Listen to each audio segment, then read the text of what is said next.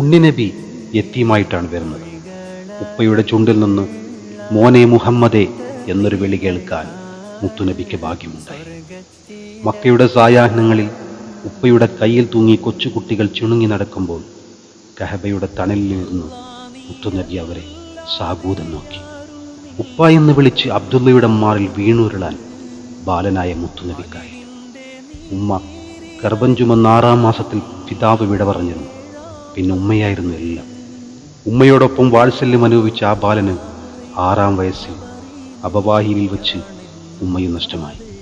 ഉമ്മുഅയ്മൻ എന്ന അടിമ സ്ത്രീയുടെ കയ്യിൽ തൂങ്ങി അബവാഹിയിൽ നിന്ന് ഉമ്മയുടെ കബറിലേക്ക് തിരിഞ്ഞു നോക്കി മടങ്ങുന്ന ആ കുട്ടിയുടെ മാനസികാവസ്ഥയെ ചരിത്രം അത്രയൊന്നും വിലയിരുത്തി കണ്ടിട്ടില്ല.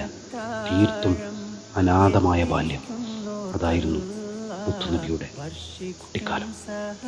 അതെ, ലോകത്തെ എക്കാലത്തെയും ശ്രേഷ്ഠനായ മനുഷ്യൻ യത്തീമായിട്ടാണ് വളർന്നത്. അതുകൊണ്ട് തന്നെയാണ് ആ നായകൻ യത്തീമുകളുടെ സംരക്ഷണത്തെക്കുറിച്ച് ധാരാളമായി പറഞ്ഞിട്ടുള്ളത്.